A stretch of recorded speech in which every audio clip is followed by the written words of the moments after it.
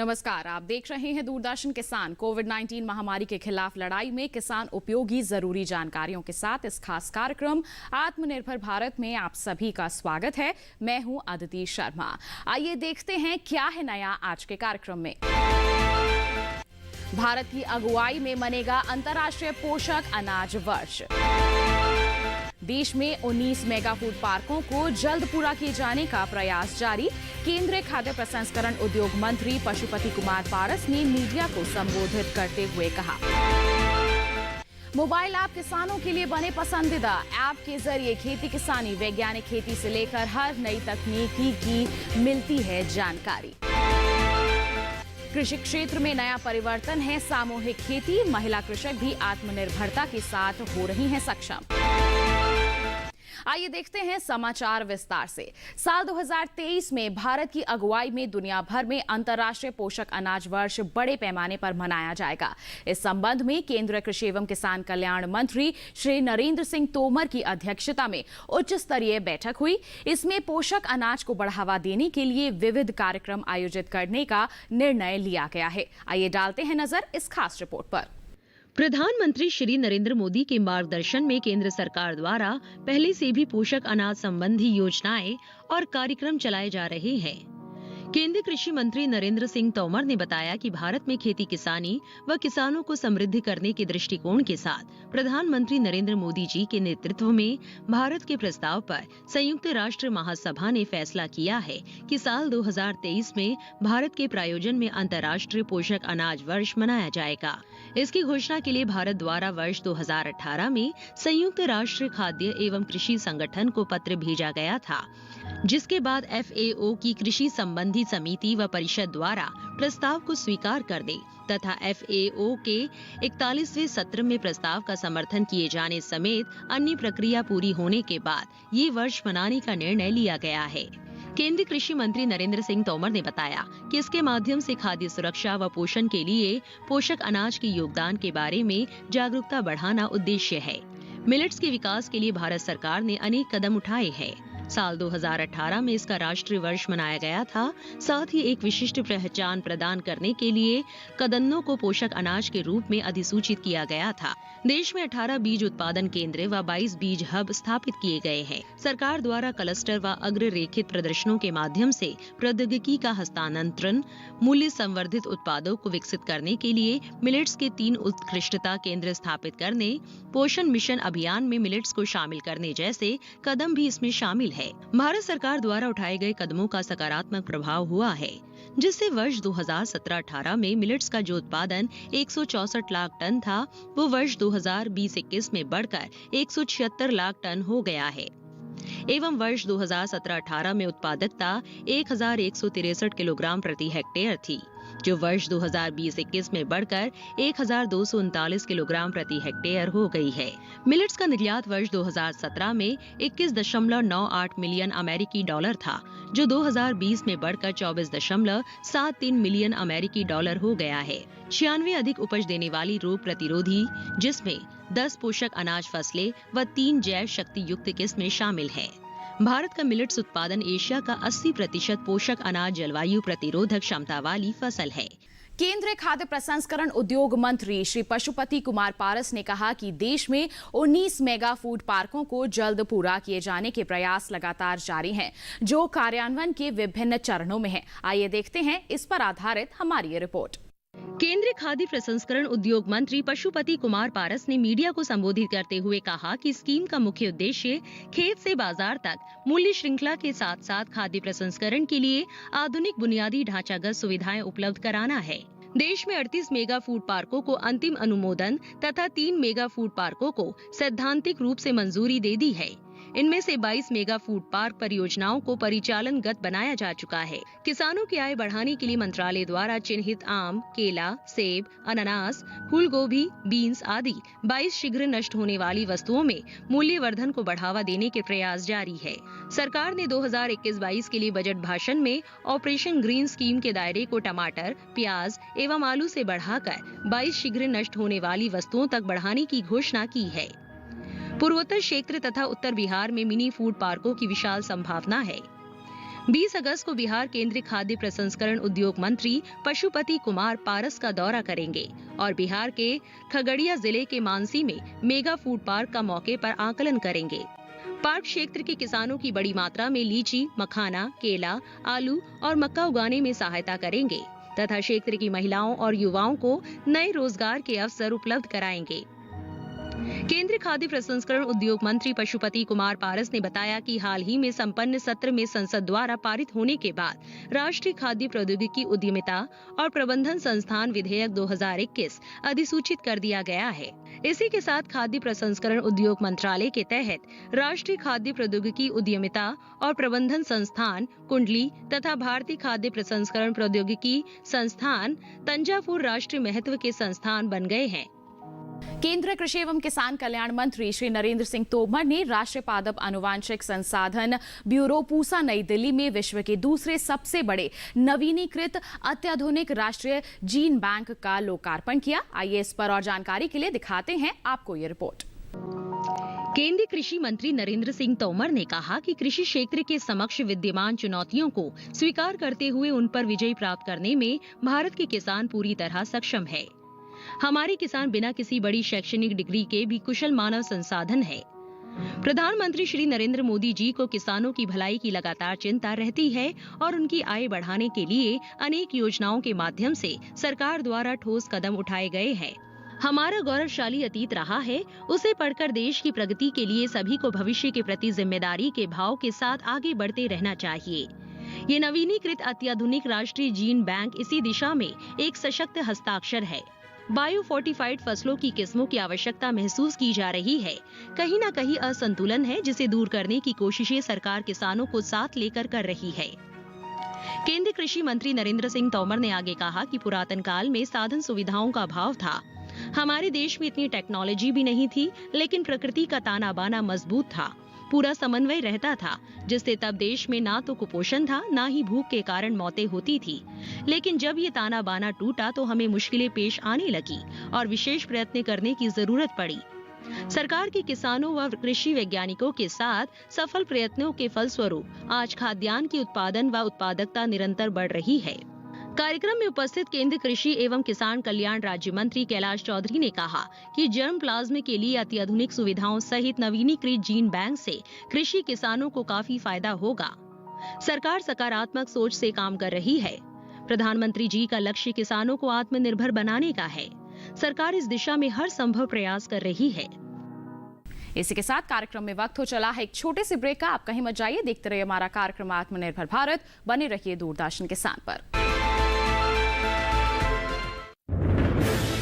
Corona virus के खतरे से बचते हुए फसल की कटाई, बिक्री, खरीद, नई फसल की जुताई और बुआई सुरक्षित हो सकती है अगर हम लगातार हाथों को साबुन और साफ पानी से नियमित अंतराल पर धोते रहें। नाक, मुंह को मास्क, गमछे या कपड़े से ढक कर रखें। आंख, कान, नाक, मुंह न छुएं। आपस में 2 गज की दूरी बनाए रखें। मास्क और 2 गज की दूरी के मंत्र को अभी हमें छोड़ना नहीं है। फसलों की बुवाई एवं कटाई करते समय आपस में कम से कम 2 गज की दूरी बनाए रखें। फसल की कटाई करने के बाद छोटे छोटे ढेरों में इकट्ठा करें। कृषि के औजारों की समय समय पर सफाई करें। एक दूसरे के साथ औजारों की अदला बदली न करें। श्रमिकों के शौचालयों और हाथ धोने की जगह की ठीक से सफाई जरूरी है। बुआई, कटाई एवं मड़ाई के दौरान इस बात का ध्यान रखें कि इन स्थानों के आसपास कोई थूके नहीं। कंबाइन, हार्वेस्टर, थ्रेशर, जुताई और बुआई की मशीनों को इस्तेमाल से पहले साफ करें। मशीनों के इस्तेमाल से पहले और इस्तेमाल के बाद हाथ साबुन से साफ करें। वाहनों, बोरियों, थैलियों और पैकिंग के दूसरे सामान की साफ सफाई पर भी खास ध्यान दें। खरीद केंद्र पर आने से पहले किसानों एवं श्रमिकों की जांच। खरीद केंद्रों पर भीड़ न लगाएं एवं किसानों को बारी बारी से बुलाएं। गोदामों पर खरीदी हुई फसल को लेने में शीघ्रता करें ताकि किसानों एवं श्रमिकों को रुकना ना पड़े। कोरोना के खतरे से बचाव और अधिक जानकारी के लिए आरोग्य सेतु ऐप डाउनलोड करें। देश में खाद्य सुरक्षा के ये सिपाही भोजन की निरंतर उपलब्धता को सुनिश्चित करते हैं। किसान स्वस्थ रहें तभी हम कोरोना वायरस से जीत पाएंगे, आगे बढ़ पाएंगे। किसान सबल, देश प्रबल।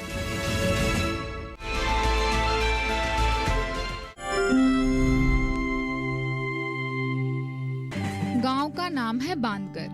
पुरुलिया शहर से 10 किलोमीटर दूर स्थित पुरुलिया 2 नंबर ब्लॉक का ये गांव काफी बड़ा है। आदिवासी और अल्पसंख्यक जाति के लोग यहाँ एकजुट होकर खुशी से रहते हैं। गांव के सीमा को पार कर दूर विस्तृत है मैदान। बीच बीच में फसलों के खेत दिखते हैं। गांव के अंदर एक मकान हमारे नजर में जरूर आएगी। सफेद साफ दीवार पर कुशल हाथों से बना अल्पना। लक्ष्मी कर्मकार का मकान है ये। बांधकर गांव के सभी लोग उसे मानते और चाहते हैं। खेती बाड़ी में पिछड़ा हुआ जिला पुरुलिया में आधुनिक कृषि पद्धति के प्रयोग से लक्ष्मी कर्मकार एक आदर्श महिला कृषक बन चुकी है। पुरुलिया के बलरामपुर थाने के नंदुदी गांव की लड़की लक्ष्मी की शादी 1998 में बांधगर के पशुपति कर्मकार के साथ हुई थी। शादी के बाद वो नर्सिंग प्रशिक्षण लेकर एक नर्सिंग होम में काम भी करती थी, लेकिन एक समय के बाद नौकरी छोड़ वो अपने पति के साथ खेतीबाड़ी के काम में लग गई। 13 बीघा जमीन में अपने खुद के हाथों के मेहनत से उन्होंने धान, दाल, तेलबीज और सब्जियों की खेती शुरू की। स्थानीय कृषि विज्ञान केंद्र से प्रशिक्षण लेकर उन्होंने मशरूम की खेती का भी शुरुआत किया। इसके बाद धीरे धीरे वो बकरी पालन, जैव खाद प्रस्तुत करना और बतख पालन के प्रशिक्षण में भी भाग लिया। धान उत्पादन, पशुपालन, उद्यान विभाग एवं अन्य तेल बीज और डाल शस्य में इनका जो बीज उत्पादन में काफ़ी अच्छा काम रहा एवं ये निरंतर जो इनका महिला ग्रुप है 20-25 लोग का ये महिला का ग्रुप लेके जो काम करती हैं, इसमें उन्होंने बहुत ही अच्छा प्रगति दिखाया है। साथ में सबको एक साथ ये चल के काम करती है, इसीलिए इनका हमने नाम सुझाव किया। लक्ष्मी के दैनिक आय का एक बड़ा अंश अंडे बेचकर ही हो जाता है। अपने हाथों से खेती करने के कारण काफी अनुभव भी हुआ है उनको। इसी के साथ सरकारी प्रशिक्षणों ने भी आगे बढ़ने में उनकी सहायता की है।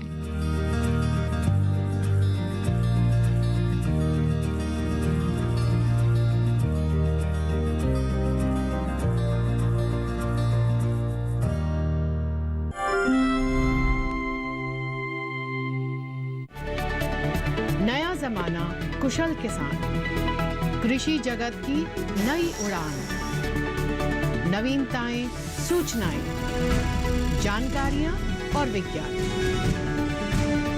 देश विदेश का ज्ञान समेत लेकर आए कृषि अपडेट।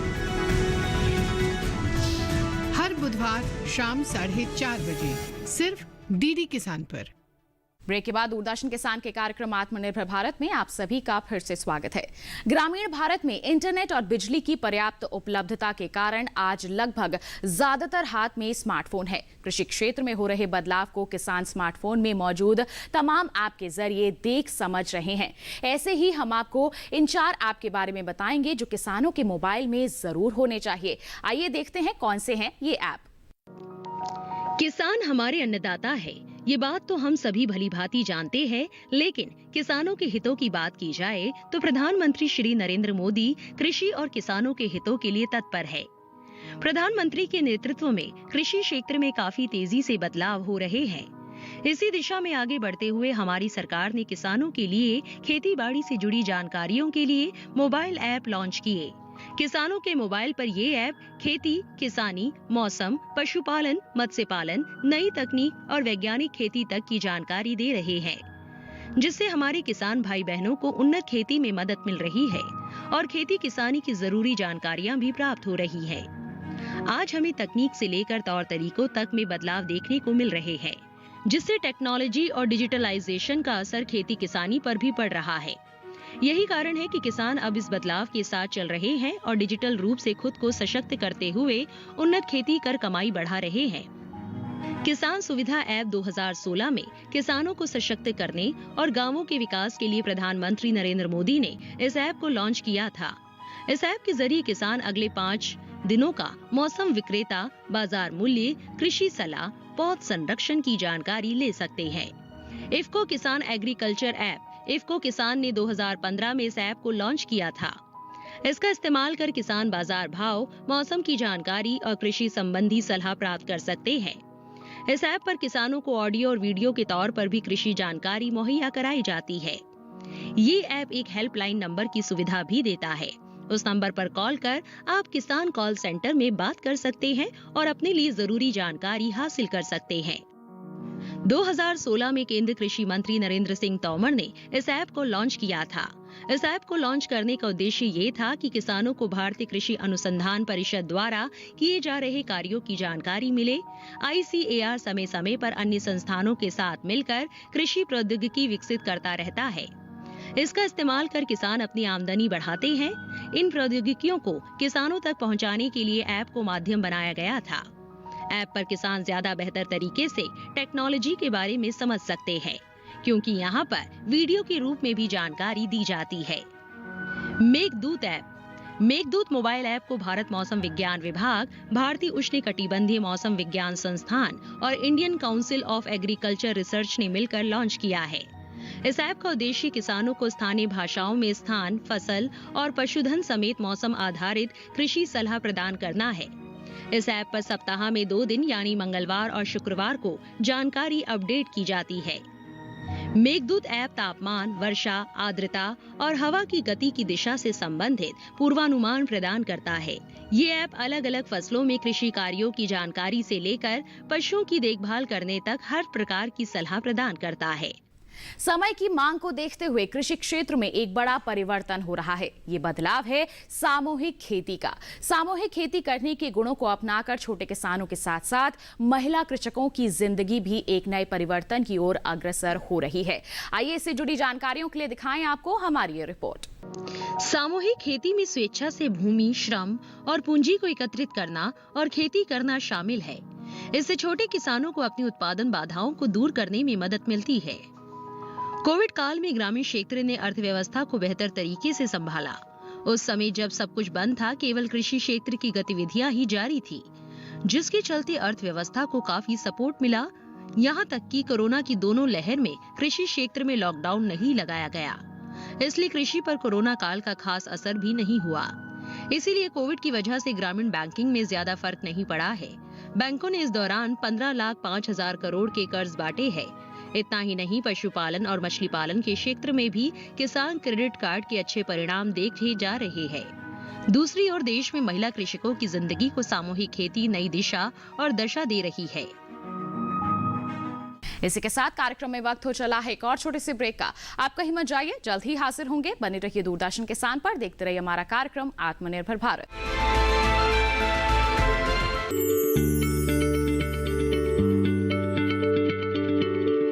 क्या आप किसी बीमारी से परेशान हैं?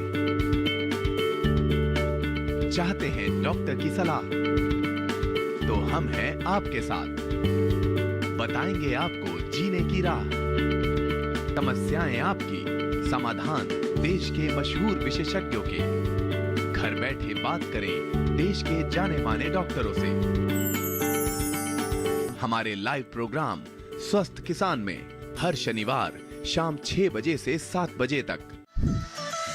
खुशहाल होंगे खेत, पशु रहेंगे स्वस्थ, सरकारी स्कीम का होगा लाभ, जब एक्सपर्ट्स का मिलेगा साथ, आपके सवाल विशेषज्ञों के जवाब, सिर्फ एक फोन कॉल की दूरी पर।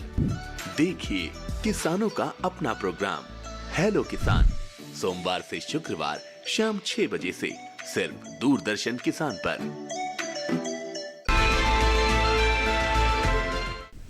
ब्रेक के बाद दूरदर्शन किसान के कार्यक्रम आत्मनिर्भर भारत में आप सभी का फिर से स्वागत है। देश में इस समय 38.9 लाख हेक्टेयर में हो रही है जैविक खेती। एक्सपोर्ट हुए हैं 7,078.5 करोड़ रुपए के ऑर्गेनिक प्रोडक्ट। और साथ ही स्वास्थ्य के लिए क्यों अच्छा है ऑर्गेनिक उत्पाद, आइए जानते हैं हमारी इस रिपोर्ट के जरिए। जैविक खेती में पैदा हुए उत्पादों की मांग पूरी दुनिया में बढ़ रही है। भारत में भी इसकी मांग में तेजी से इजाफा हो रहा है। कोविड-19 के बाद से घरेलू बाजार में जैविक उत्पादों की मांग बढ़ गई है। लोगों का इस तरफ ज्यादा झुकाव हुआ है। इसका घरेलू बाजार 17% की दर से बढ़ रहा है। साल 2016 में जैविक खाद्य बाजार की अनुमानित मांग 53 करोड़ 3 लाख रुपए थी, जिसे 2021 के अंत तक 87 करोड़ 1 लाख रुपए को पार कर जाने की संभावना है। दूसरी ओर एक्सपोर्ट में भी काफी वृद्धि हो रही है। एपीडा के मुताबिक 2020-21 के दौरान 7,078 करोड़ 5 लाख रुपए के ऑर्गेनिक प्रोडक्ट का एक्सपोर्ट किया गया। इसलिए जैविक खेती किसानों के लिए फायदे का सौदा है। जैविक खेती पर्यावरण, मिट्टी एवं जैव विविधता सहित मानव कल्याण का ध्यान रखती है। जैविक उर्वरकों का उपयोग और न्यूनतम जुताई जैसी जैविक खेती पद्धतियों से पोषक तत्वों और मिट्टी की जल शरण क्षमता में सुधार होता है। जैविक कृषि मिट्टी में कार्बन को पृथक करने की क्षमता के माध्यम से ग्रीन हाउस प्रभाव और ग्लोबल वार्मिंग को कम करने में भी योगदान मिलता है। जैविक खाद्य पदार्थ सुरक्षित और स्वास्थ्यवर्धक होते हैं और ये प्रतिरक्षा को भी बढ़ाते हैं। केंद्रीय कृषि मंत्रालय के मुताबिक जैविक उत्पादों के निर्यात बाजार आकार में पिछले वर्ष की तुलना में चालू वर्ष 2021 के दौरान 42% की वृद्धि हुई है। अप्रैल 2021 से फरवरी 2021 तक निर्यातित जैविक उत्पादों की मात्रा 8,190.250 मीट्रिक टन रही। अगस्त का महीना है और खरीफ की सबसे महत्वपूर्ण धान की फसल खेतों में लगी हुई है। ज्यादा और गुणवत्तापूर्ण उपज के लिए सही देखभाल बहुत जरूरी है। धान के किसान इस समय कौन कौन से कृषि कार्य कर सकते हैं, आइए जानते हैं इस रिपोर्ट में। धान में नाइट्रोजन की 3 खुराक देनी होती है। बची हुई 2 खुराकों में से एक कल्ले निकलते वक्त और दूसरी फूल आते समय देनी है। अगर खेत में जिंक की कमी दिखाई दे रही हो तो 0.5% जिंक सल्फेट को 0.25% बुझे हुए चूने के घोल के साथ 2-3 बार छिड़के। हर छिड़काव के बीच 15 से 20 दिनों का फासला रखना है। जिन क्षेत्रों में धान की सीधी बुआई की जाती है, अगर वहां पौधों में लौह तत्व की कमी दिखाई दे रही हो तो 0.5% फेरस सल्फेट का घोल बनाकर 15 दिन के अंतराल पर 2 से 3 बार छिड़काव कर ले। दूसरी ओर खेतों की मजबूत मेड़बंदी करे ताकि बारिश का पानी खेत से बाहर ना निकले। पछेती धान में जिन जगहों पर पौधे मर गए हैं, वहां उसी प्रजाति के नए पौधे दोबारा रोप ले और खेत में पानी का स्तर 3 से 4 सेंटीमीटर बनाए रखे। फसल से पूरी उपज प्राप्त करने के लिए खरपतवारों का समय से नियंत्रण बहुत जरूरी है। रुपाई के बाद 20 से 40 दिनों के अंदर खरपतवारों को नियंत्रित कर लेना चाहिए। बेहतर होगा कि खरपतवार प्रबंधन एकीकृत तरीके से हो। अगर खेत में उचित जल स्तर रहेगा तो बहुत कम खरपतवार पनपेंगे। समस्या ज्यादा आ रही हो तो कृषि वैज्ञानिक की सलाह से उचित दवा का इस्तेमाल करें। धान की फसल के लिए सही समय पर सिंचाई करना महत्वपूर्ण है। खासतौर से रुपाई के दौरान ब्यांत के समय, बाली निकलते हुए और दाना भरते समय 5 से 6 सेंटीमीटर पानी जरूर भरा रहना चाहिए। कटाई से 15 दिन पहले खेत से पानी निकालकर सिंचाई बंद कर देनी है। देर से रोपी गई धान में झुंका रोग की संभावना रहती है। इसके अलावा ब्लास्ट और बकानी रोग भी धान की बड़ी समस्या है। निदान के लिए कृषि वैज्ञानिकों से सलाह है। वहीं झुलसा रोग होने पर नाइट्रोजन की टॉप ड्रेसिंग रोग देनी चाहिए और पानी निकालकर स्ट्रेप्टोसाइक्लिन या कॉपर ऑक्सीक्लोराइड के 2 से 3 छिड़काव करें। फसल में अगर पत्ती लपेटक या तना छेदक या फिर फुदका कीट लग रहा है तो उसके नियंत्रण के लिए कार्टेप हाइड्रोक्लोराइड 50 SP का छिड़काव करना चाहिए। इसकी जगह कार्टेप हाइड्रोक्लोराइड 4G का बुरकाव भी किसान कर सकते हैं। तो ये था हमारा आज का कार्यक्रम आत्मनिर्भर भारत। एक विशेष जानकारी आपको दे दें कि हमारा ये कार्यक्रम आप हमारे YouTube चैनल के जरिए भी देख सकते हैं। टीवी स्क्रीन पर दिखाई जा रहे QR कोड को आप स्कैन कीजिए। किसी भी समय अपने मोबाइल फोन पर आप हमारा ये कार्यक्रम देख सकते हैं। तो बस आज के लिए इतना ही। अगले अंक में मुलाकात होगी। तब तक के लिए दीजिए इजाजत। आप बने रहिए दूरदर्शन किसान पर। नमस्कार।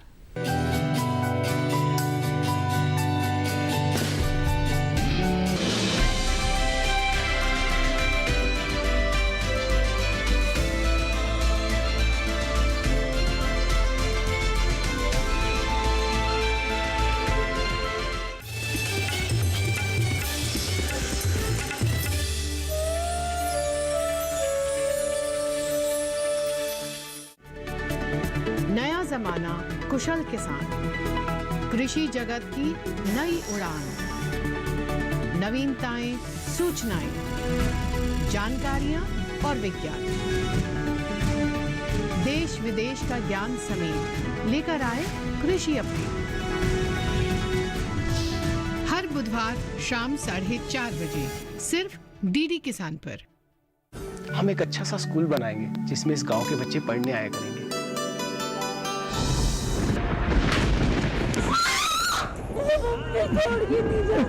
पेड़ों की कटाई शुरू करना बात बहुत दूर तक पहुंच जाएगी ठेकेदार साहब। छोड़ दे इसे, छोड़ दे।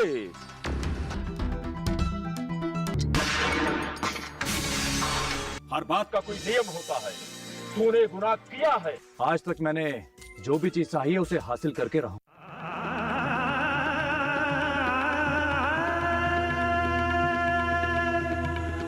घर में नहीं दाने और अम्मा चली भुनाने। मैं आपकी अपनी बेटी सुमन। अब हम भी हथियार छोड़कर शतरंज की चालें चलेंगे।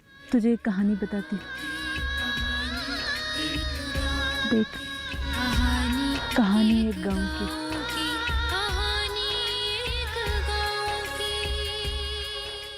कहानी एक गांव की देखिए 23 अगस्त से सोमवार से शुक्रवार शाम 8:30 बजे सिर्फ डीडी किसान पर। खुशहाल होंगे खेत, पशु रहेंगे स्वस्थ, सरकारी स्कीम का होगा लाभ।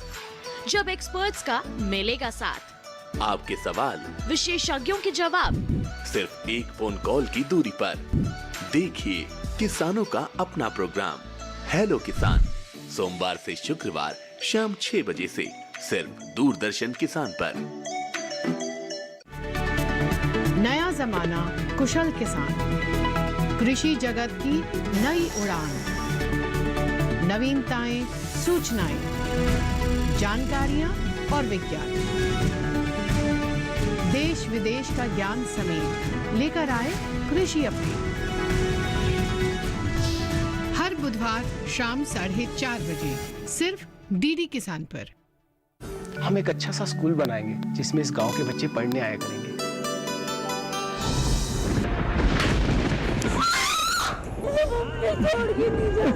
पेड़ों की कटाई शुरू करना बात बहुत दूर तक पहुंच जाएगी ठेकेदार साहब। छोड़ दे इसे, छोड़ दे।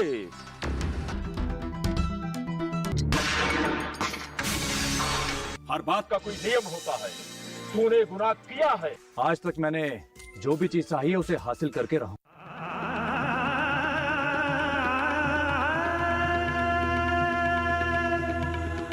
घर में नहीं दाने और अम्मा चली भुनाने। मैं आपकी अपनी बेटी सुमन। अब हम भी हथियार छोड़कर शतरंज की चालें चलेंगे। तुझे एक कहानी बताती हूँ। देख, कहानी एक गांव की।